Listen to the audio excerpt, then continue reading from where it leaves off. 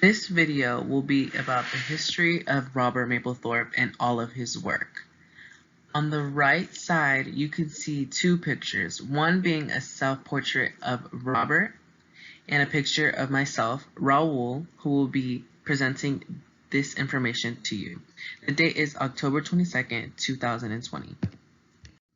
Now on to the question that I know many of you have. Who is Robert Mapplethorpe? I've listed three main factors on who he was, but while you read that, I'll go more into detail. Robert was an American photographer born on November 4th, 1946 in New York, Floral Park. He not only spoke with his words, but with his powerful images. After his death, which was on March 9th, 1989, which was due to HIV/AIDS, his foundation, the Robert Mapplethorpe Foundation, not only functioned as his official estate and helped promote his work throughout the world, but has also raised and donated millions of dollars to fund medical research to fight against AIDS and HIV. Now that I've introduced you to who Robert Mapplethorpe was, now is the question why I chose Robert Mapplethorpe. I have listed three key points of information for you to read. Oh, actually it's two key information for you to read, but I'll go more in depth. After analyzing all of his work from self-portraits, regular portraits, female and male nude photographs, I can fairly say his way of photographing is something like I've never seen.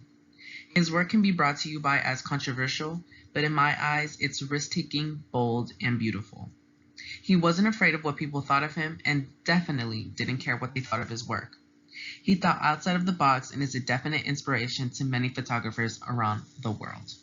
Now that is why I chose Robert Mapplethorpe.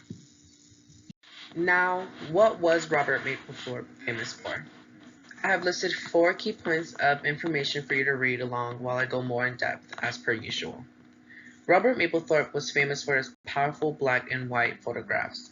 His photographs were challenges for us to see if we can actually understand the true meaning behind every photograph he took. He also presented us images of classical beauty. His photographs showed an array including celebrity portraits, male and female nudes, self-portraits, and still life images. Going on to samples of Robert Mapplethorpe's work with description. Photo 1 was of Holly Solomon in 1976, and photo 2 was of Deborah Harry in 1978. Both of these pictures were taken 2 years apart, but both of them have the same meaning. He wanted to create shock value and test your mind to think why he took the pictures the way he took them. He wanted you to puzzle together the story he did with these two pictures.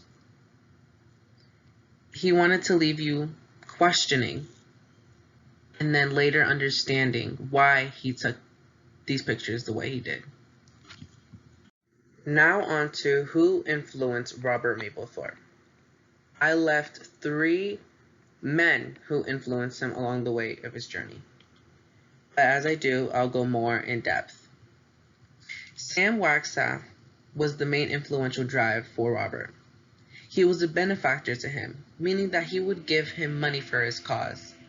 It helped Robert grow as a photographer and made him think the unthinkable. Due to Wagstaff's donations, it helped Robert be one of the most famous photographers in the world for his bold, risk-taking images. But it was not only because of him, but also because of George and Tom of Finland. Both of those men helped him think outside of the box. He analyzed their work so then he could have more meaning inside of his. Now look where it got him. He was one of the most famous photographers in the world, and still to this day, he is looked up by many young photographers. Now to the question I was looking forward to, why I recommend others to study Robert Mapplethorpe.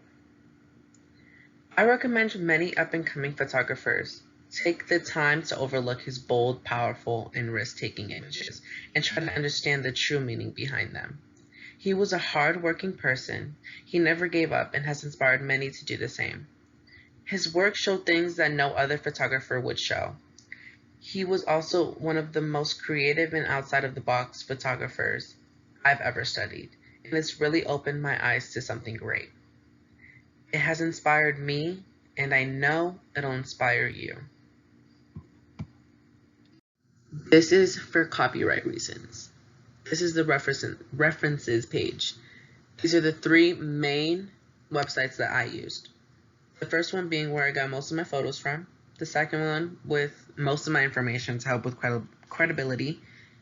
And the third one that I don't recommend to people, but I only use the factual evidence that was already stated in the second website. But thank you for watching the video and hope that you got something out of it.